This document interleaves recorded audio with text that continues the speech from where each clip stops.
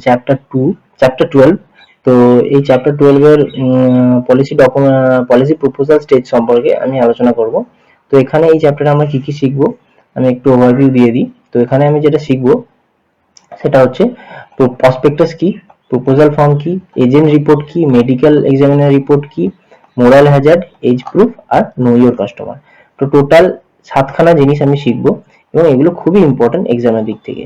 তো শুরু করা যাক। তো প্রথমে আমি যেটা দেখবো সেটা হচ্ছে আমার প্রসপেক্টাস। তো প্রসপেক্টাস কথাটা আমরা সবাই শুনেছি আশা করছি, তো তবুও আমি একটু বলে দিই যে ধরুন কোনো একটা জিনিস আমি কিনতে যাচ্ছি, তো সেই প্রোডাক্ট সম্পর্কে যদি কোনো একটা রিটেন ডকুমেন্টস আমাকে দেওয়া হয়, তো সেটাকে আমরা প্রসপেক্টাস বলি। ধরুন আমি একটা মোবাইল ফোন কিনতে চাইছি, তো সেই মোবাইল ফোনের সমস্ত ফিচার্স, সমস্ত ফেসিলিটি যদি একটা প্রেজেন্টেশন একটা কাগজের মাধ্যমে বা একটা আমাকে কোনো একটা রিটেন ডকুমেন্টস এর মাধ্যমে দেওয়া হয়, তো সেটাকে আমরা প্রসপেক্টাস বলি। এই প্রসপেক্টাসটা এখন ফিজিক্যালিও পাওয়া যায়, অনেক সময় ইলেকট্রনিক মোডেও পাওয়া যায়। তো সেম জিনিস আমার ইন্স্যুরেন্সের ক্ষেত্রেও। ইন্স্যুরেন্সের ক্ষেত্রে যদি আমরা কোনো প্রোডাক্ট নিতে চাই, তো সেই প্রোডাক্টের সমস্ত বেনিফিট, সমস্ত ফিচার সম্পর্কে যেখানে মেনশন করা থাকবে, তো সেটাকেই আমরা বলবো policy prospectus. So prospectus is a formal legal documents used by the insurance companies that provides details about the product. তো একদম সিম্পল যে প্রোডাক্টের ডিটেলস, একটা উদাহরণ দিয়ে বলতে পারি যে যদি জীবন শান্তি এলআইসির ক্ষেত্রে জীবন শান্তি প্রোডাক্টটা নেই, তো সেই প্রোডাক্টটায় একটা যদি প্রসপেক্টাস কোনটা হবে, সেই প্রসপেক্টাসটা হবে সেমনই একটা ডকুমেন্ট যেখানে এই জীবন শান্তির সমস্ত বেনিফিট, সমস্ত ফিচার্স মানে উইথ এক্সাম্পল দেওয়া থাকবে, তো সেটাকে বলবো প্রসপেক্টাস। তো সেখানে তাই আমি দেখে নিই আমার প্রসপেক্টাসে কি কি জিনিস থাকে। টার্মস এন্ড কন্ডিশন থাকে প্রসপেক্টাসে, স্কোপ, বেনিফিটস থাকে, এন্টাইটেলমেন্টস থাকে, এক্সপেকটেশন, এক্সেপশন থাকে কি মানে আমার মানে কিছু ব্যতিক্রম যেগুলো থাকে সেগুলো এখানে মেনশন করা থাকে। তো whether the plan is participative or non participative, এটা আমি বলেছি, মানে পার্টিসিপেটিং কোনটা, নন পার্টিসিপেটিং। এটা পার্টিসিপেটিং, এটা প্রফিটে অংশগ্রহণ করে না প্রফিটে অংশগ্রহণ করে না সেটা, এটা গ্যারেন্টেড না নন গ্যারেন্টেড এটা।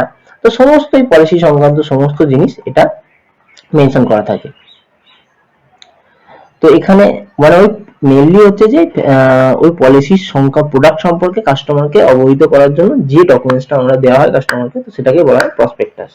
তো এটা সিম্পল জিনিস। প্রসপেক্টাস কথাটা আমরা কলেজে ভর্তি করার ক্ষেত্রে আমরা দেখেছি যে আমি সেই কলেজের সমস্ত ডিটেলস এই প্রসপেক্টাসে থাকে, সেম জিনিস এটা ইন্স্যুরেন্সের ক্ষেত্রে। তো আশা করি এটা নিয়ে কোনো অসুবিধা নেই। তো এটা কোশ্চেন আসতে পারে। তো নেক্সট আমি দেখছি হচ্ছে প্রপোজাল ফর্ম। এখন আমরা কি জানি পলিসি ইন্স্যুরেন্সের ক্ষেত্রে ইন্স্যুরেন্স হচ্ছে আমার একটা কন্ট্রাক্ট, এবং কন্ট্রাক্টের ক্ষেত্রে কি থাকে একটা একটা প্রপোজাল থাকে আর একটা অ্যাকসেপ্টেন্স থাকে, একজন অফার করে এবং একজন অ্যাকসেপ্ট করে। তো এখানে প্রপোজাল হচ্ছে কাস্টমার এবং অ্যাকসেপ্ট করে হচ্ছে ইন্স্যুরেন্স কোম্পানি। এখন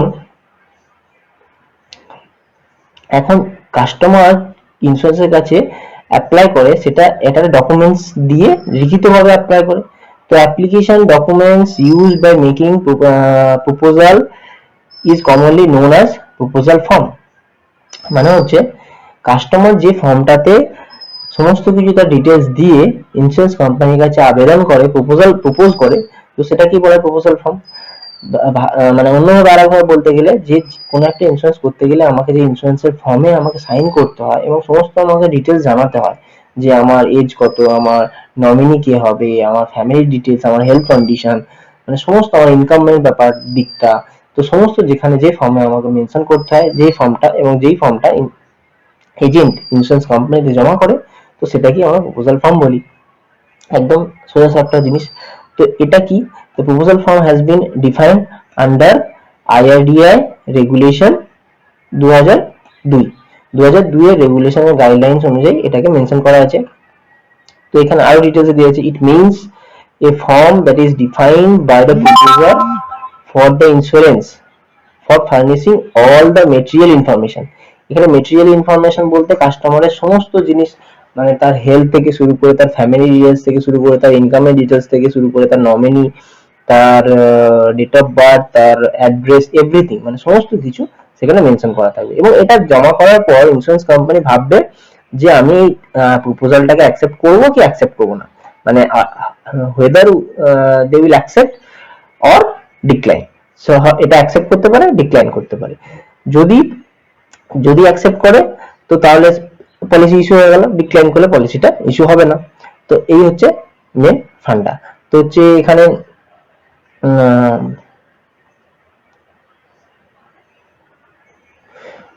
তো আমরা শুরু করি, নেক্সট জিনিসে যাই। আমরা প্রপোজাল ফর্ম সম্পর্কে আশা করি বুঝতে পেরেছি। এবার নেক্সট দেখি। আচ্ছা, এখানে হচ্ছে যে এখানে দুটো জিনিস আমরা শিখবো, সেটা হচ্ছে একটা হচ্ছে এজেন্ট রিপোর্ট আর একটা মেডিকেল এক্সামিনার রিপোর্ট। তো প্রথমে আমরা দেখি এজেন্ট রিপোর্টটা কি। নামটা দেখি বুঝতে পারছি যে যেখানে একটা এজেন্ট একটা রিপোর্ট দিচ্ছে, তো এটা হচ্ছে প্রপোজাল ফর্মের সাথে এটা সাবমিট করতে হয়। যখন আমি পলিসি ইস্যু করব তখন এজেন্ট কি করে, কাস্টমারের সমস্ত ডিটেলস সম্পর্কে, সে কাস্টমারকে কিভাবে চেনে, সে কাস্টমারে কি কি জানে, তো সে একটা রিপোর্ট দেয় যে কাস্টমারের হেলথ কন্ডিশন এরকম, কাস্টমারের এজ এরকম, তো সেই তার ইনকাম এত, তো সেই রিপোর্টটাকে বলা এজেন্ট রিপোর্ট। প্রপোজাল ফর্মে কি হয়, প্রপোজাল তার নিজে ডিটেলস দেয়, ঠিক আছে। প্রপোজাল ফর্মটা অ্যাকচুয়ালি কাস্টমারের ফিল আপ করার কথা, তো অনেক ক্ষেত্রে কাস্টমার মানে করে না পুরোটা, সেখানে এজেন্ট কিছুটা হেল্প করে।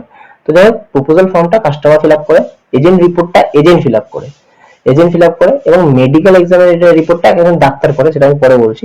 তো হচ্ছে এজেন্ট রিপোর্ট হচ্ছে এখানে এজেন্ট তার কাস্টমার সম্পর্কে সমস্ত ডিটেলস একটা ফর্মে মেনশন করে। So all the material facts particulars about the policy holder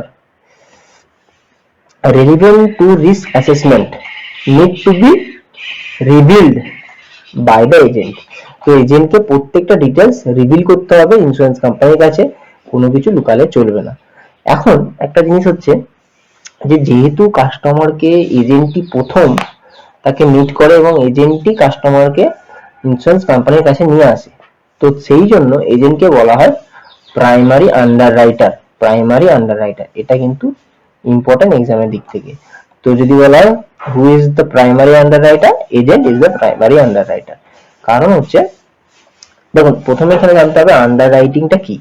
তো আন্ডাররাইটিং এর জন্য আলাদা একটা চ্যাপ্টার আছে, সেটা যখন মেনশন করবো তো তখন আপনারা বুঝতে পারবেন। তো এখানে আমি যেটা বলে দিচ্ছি যে আন্ডাররাইটিং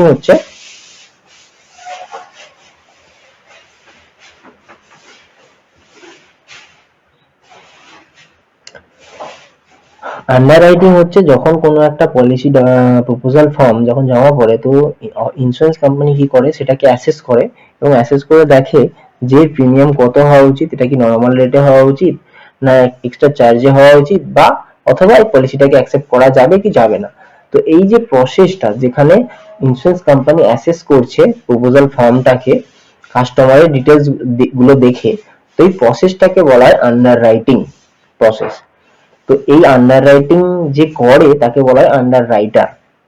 এবং যখন এজেন্ট একটা প্রপোজাল ফর্ম নিয়ে এলআইসি মানে ইন্স্যুরেন্স অফিসে জমা করে, তখন এটাকে আন্ডাররাইটিং হয় এবং আন্ডাররাইটিং হয়ে কত প্রিমিয়াম হবে সেটা ডিসাইড হয়, এবং সেই প্রিমিয়ামটা দেওয়ার পরে ফার্স্ট প্রিমিয়াম রিসিট আসে, সেটা কাস্টমার আবার ফেরত পায়। তো মেইন জিনিস হচ্ছে, তো যখন আমি পলিসিটা যখন অফিসে জমা করছি তখনও একটা আন্ডাররাইটিং হয়, তো সেটা হচ্ছে সেকেন্ডারি আন্ডাররাইটার আপনারা আমরা বলতে পারি।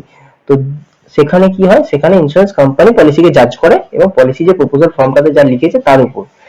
কিন্তু এজেন্টও কাস্টমারকে জাজ করে, কাস্টমারকে অ্যাসেস করে, কাস্টমারকে ভেরিফাই করে বা কাস্টমারকে ভালোভাবে দেখে যে ইন্স্যুরেন্স করার উপযুক্ত কিনা।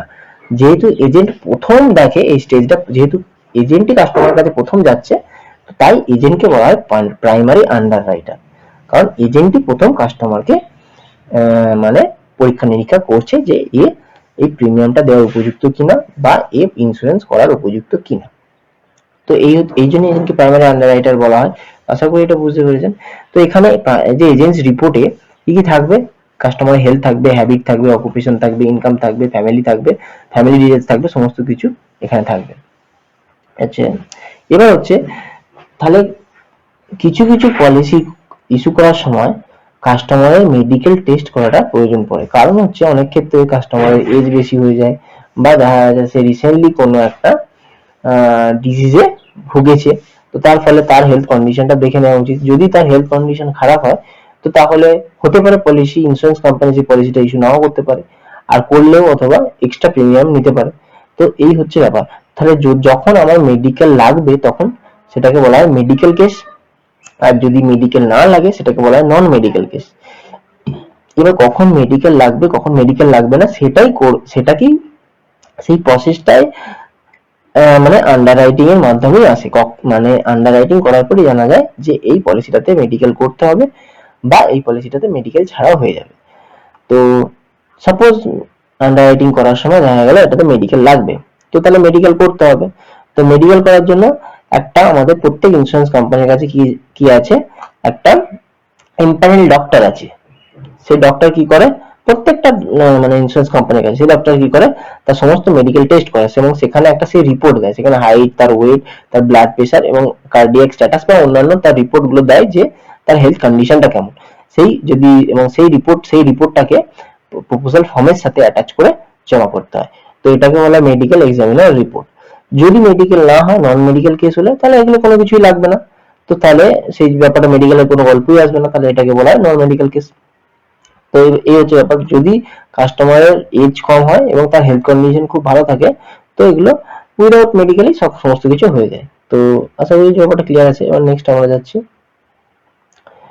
নেক্সট হচ্ছে যে মোরাল হ্যাজার্ড রিপোর্ট। তো এটাও কিন্তু খুব গুরুত্বপূর্ণ একটা জিনিস। মোরাল হ্যাজার্ডটা কি? মোরাল মানে হচ্ছে নৈতিক, হ্যাজার্ড মানে ঝুঁকি। তো নৈতিক ঝুঁকি বলতে কি?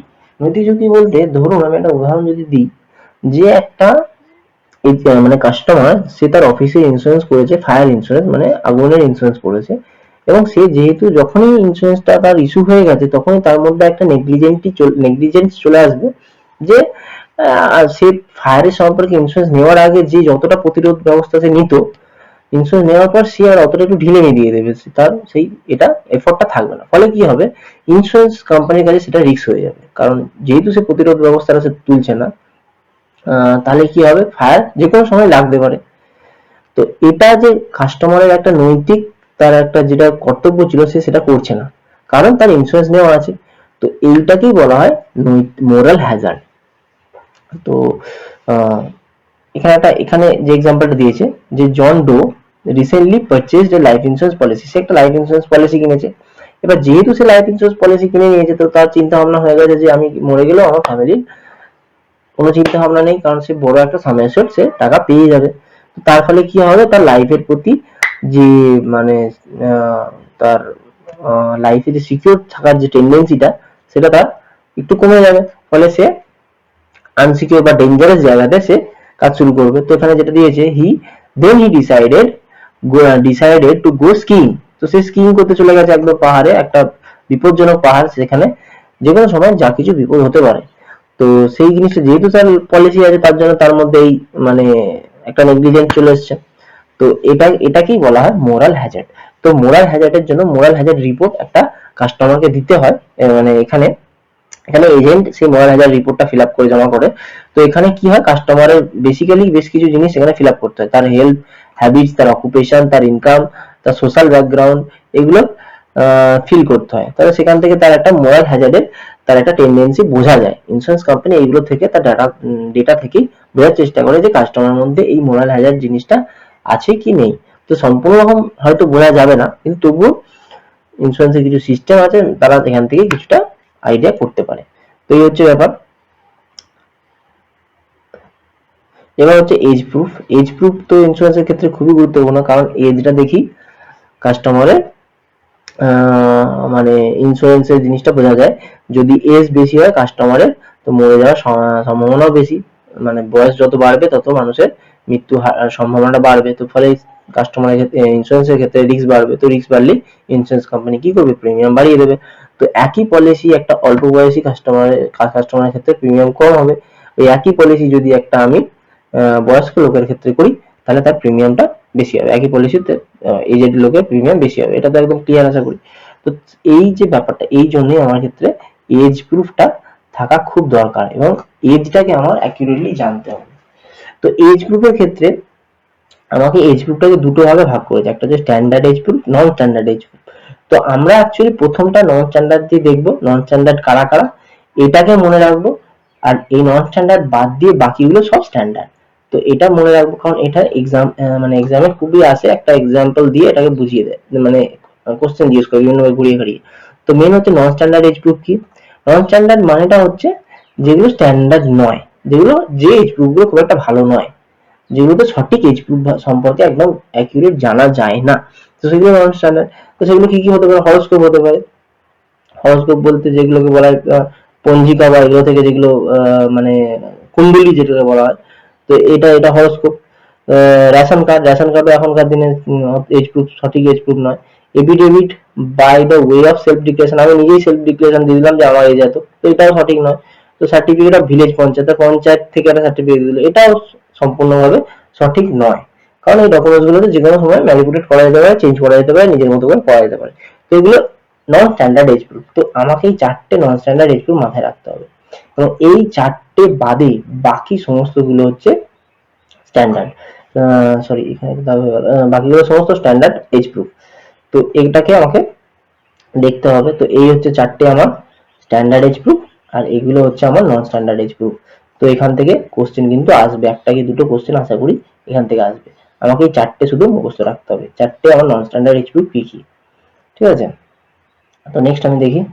আচ্ছা, প্রথমে আমি এইগুলোতে স্ট্যান্ডার্ড এজ প্রুফ গুলো আবার বলে দিই। স্কুল সার্টিফিকেট আছে, পাসপোর্ট আছে, প্যান কার্ড আছে, সার্ভিস রেজিস্টার আছে, সার্টিফিকেট অফ ব্যাপটিজম, এগুলো খ্রিস্টানদের ক্ষেত্রে, দুটো একদমই খ্রিস্টানদের ক্ষেত্রে। তারপর আইডেন্টিটি কার্ড, ম্যারেজ সার্টিফিকেট। তো আমরা দেখেই বুঝতে পারছি এগুলো স্ট্যান্ডার্ড, এবং সম্পূর্ণ এখান থেকে সঠিক ডেট অফ বার্থটা পাওয়া যাবে, আর এগুলো থেকে সঠিক পাওয়া যাবে না, এগুলো নন স্ট্যান্ডার্ড। তো নেক্সট আমি চলে যাই। আচ্ছা, এবার হচ্ছে অ্যান্টি মানি লন্ডারিং। তো এখানে আমি জানবো মানি লন্ডারিংটা কি। মানি লন্ডারিং হচ্ছে, মানি মানে টাকা, লন্ডারিং, লন্ডারিং কথাটা, লন্ড্রি কথাটা আমরা সবাই জানি, লন্ড্রিতে কাপড় জামা ধোয়া হয়। তো লন্ডারিং মানে ধোয়া। তো এখানে টাকা ধোয়া, টাকা ধোয়া মানে হচ্ছে, এখানে যদি অন্যভাবে বলা যায়, এটা হচ্ছে কালো টাকাকে ধুয়ে সাদা করা, এটা অরিজিনাল মিনিং। তো হচ্ছে তাই অ্যান্টি মানি লন্ডারিং মানে হচ্ছে এমন একটা ব্যবস্থা যেখানে কালো টাকাকে সাদা করতে দিলে চলবে না। তো সেটাই অ্যান্টি মানি লন্ডারিং বা এএমএল এ বলা হয়, সংক্ষেপে এএমএল। তো এখানে গভর্নমেন্ট অফ ইন্ডিয়া একটা আইন বার করেছে, যেটা হচ্ছে prevention of money laundering act 2002। তো এই আইনে মেনশন করা আছে যে কোনোভাবে কোনো অর্গানাইজেশন যেন কালো টাকাকে সাদা যারা করে তাদেরকে তারা কাস্টমার হিসেবে যেন না বানায়, বা সেটাকে মানে খুব ভীষণভাবে কন্ট্রোল করে, এবং তার জন্য বিভিন্ন রকম গাইডলাইন্সও দেওয়া আছে। তো এইটাই হচ্ছে মানি লন্ডারিং। তো তার জন্য মানি লন্ডারিংটা ঠেকানোর জন্য কি কি নেওয়া হয়েছে, কি কি কন্ট্রোল ইন্স্যুরেন্সের ক্ষেত্রে নেওয়া হয়েছে, সেটা আমরা দেখবো। তো দেখিনি কেন মানি লন্ডারিংটা কবে অ্যান্টি মানি লন্ডারিংটা হয়েছিল prevention of money laundering act, এটা হচ্ছে 2002 এ এসেছিল, এবং এটা কাজ শুরু করে 2005 সাল থেকে। এবং যদি এই money laundering, anti money laundering act বা প্রিভেনশন অফ মানি লন্ডারিং অ্যাক্টটা যদি কেউ না মানে, তাহলে তার ক্ষেত্রে কি হতে পারে, 3 থেকে 7 বছরের জেল হবে, এবং 5 বছর পর্যন্ত, এই 5 লাখ টাকা পর্যন্ত তার জরিমানা হবে যদি এটাকে সে ভায়োলেট করে। এরপর হচ্ছে ইন্স্যুরেন্সের ক্ষেত্রে কিভাবে এই মানি লন্ডারিংটাকে ঠেকানোর জন্য কি কি ব্যবস্থা নেওয়া হয়েছে। তো এখানে প্রত্যেকটা ইন্স্যুরেন্স কোম্পানিকে কি করা হয়েছে, নিজস্ব ইন্টারনাল পলিসি বার করার নির্দেশ দেওয়া হয়েছে, যে প্রত্যেকটা ইন্স্যুরেন্স কোম্পানি নিজস্ব যেন ইন্টারনাল কিছু পলিসি বার করে, যাতে কাস্টমার মানি লন্ডারিং না করতে পারে। প্রসেস এন্ড কন্ট্রোল, সেটাকে কিছু প্রসিডিওর বার করেছে, এবং তার জন্য কন্ট্রোল করার জন্য আইআরডিএ পুরো গাইডলাইন দিয়েছে, যেগুলো পুরোপুরি আইআরডিএ এর গাইডলাইন অনুযায়ী যে প্রত্যেকটা ইন্স্যুরেন্স কোম্পানি এগুলো মেনে চলতে হবে। Appointment of A principal compliance officer, প্রত্যেকটা ইন্স্যুরেন্স কোম্পানিকে একটা প্রিন্সিপাল কমপ্লায়েন্স অফিসার নিয়োগ করতে হবে, যে এই সমস্ত জিনিসগুলো দেখবে, দেখাশোনা করবে যে কোথায় মানি লন্ডারিং হচ্ছে, সে সেটাকে পুরোপুরি চেক করবে। এবং হচ্ছে recruitment and training of agents on AML measures, মানে এজেন্টকে যারা রিক্রুট করছি তাদেরকেও আমরা সেটা ট্রেনিং দেবো, জানিয়ে দেবো যে মানি লন্ডারিং ব্যাপারটা কি, এবং তারাও যেন কাস্টমারকে এই মানি লন্ডারিং করতে না দেয়, বা তারাও যেন মানে কাস্টমারকে এরকম খারাপ কাস্টমার যেন চুজ না করে। তো আর একটা হচ্ছে ইন্টারনাল অডিট, একটা নির্দিষ্ট টাইম অন্তর অন্তর যেন ইন্টারনাল অডিট হয়, যাতে এইগুলো না হয়। তো এই হচ্ছে আমাদের বিষয়।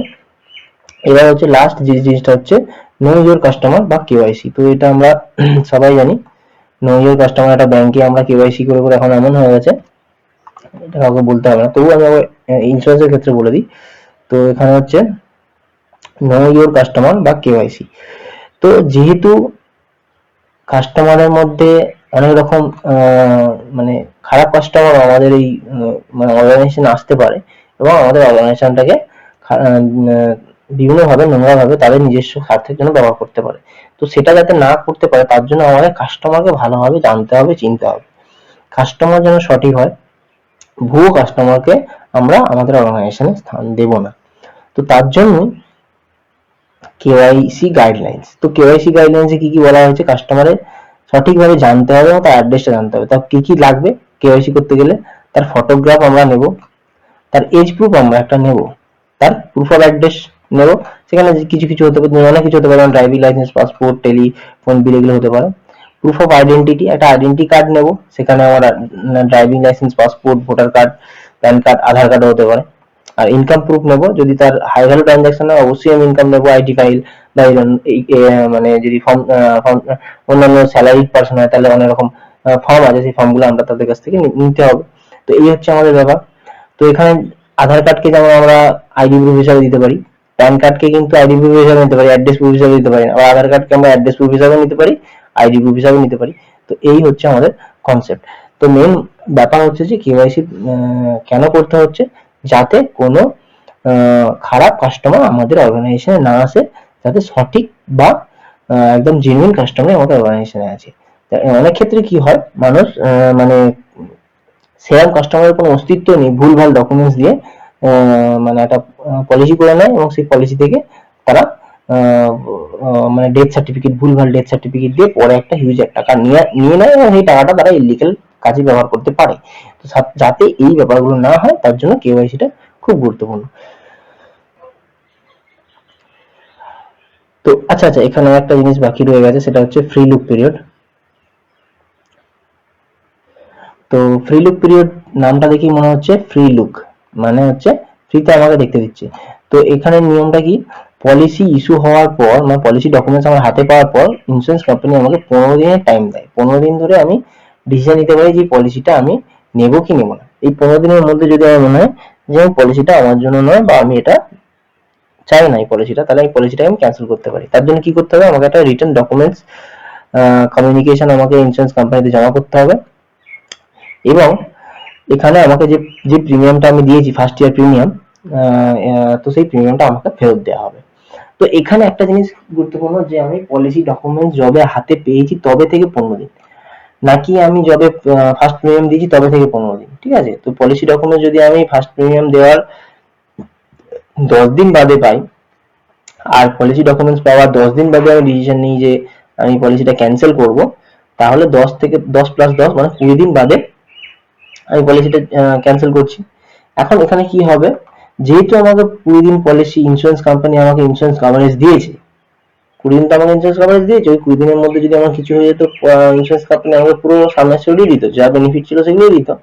যেহেতু আমাকে 20 দিনের আমাকে কভারেজ দিয়েছে, তাহলে কি করবে, ও আমাকে প্রিমিয়াম ফেরত দেবে, কিন্তু এই 20 দিনের ইন্স্যুরেন্স দেওয়ার জন্য যে চার্জ আছে সার্টেন, সেই চার্জটা সে কেটে নেবে ওই প্রিমিয়াম থেকে। প্লাস হচ্ছে যেখানে যদি মেডিকেল হয়ে থাকে ইন্স্যুরেন্স ক্ষেত্রে, তো মেডিকেলের জন্য এক্সট্রা চার্জ আছে, সেই মেডিকেল এক্সামিনেশনের চার্জটা কেটে নেবে এবং এই পলিসি ইস্যু করার জন্য কিছু স্ট্যাম্প লাগে, স্ট্যাম্প ডিউটি আছে, তো সেই স্ট্যাম্প ডিউটির জন্য কিছু চার্জেস আছে, সেই চার্জটা কেটে, এই চার্জেস গুলো কেটে বাকি টাকাটা আমার। যদি এই ভিডিওটা ভালো লেগে থাকে অবশ্যই এটাকে সাবস্ক্রাইব করুন চ্যানেলটাকে এবং এটা শেয়ার করুন, যারা এই ইন্ডাস্ট্রিতে আসতে চাইছে তাদেরকে শেয়ার করুন, তারা উপকৃত হবে। আর যদি আপনি ইন্স্যুরেন্স অ্যাডভাইজার হিসেবে জয়েন করতে চান তাহলে LIC তে জয়েন করুন, যেহেতু এটা গভর্নমেন্ট অর্গানাইজেশন। এবং এই সংক্রান্ত ডিটেইলস জানতে আমাকে যোগাযোগ করুন। আমি একজন LIC ডেভেলপমেন্ট অফিসার এবং আমার মোবাইল নাম্বার এবং ইমেল আইডি এখানে মেনশন করা আছে।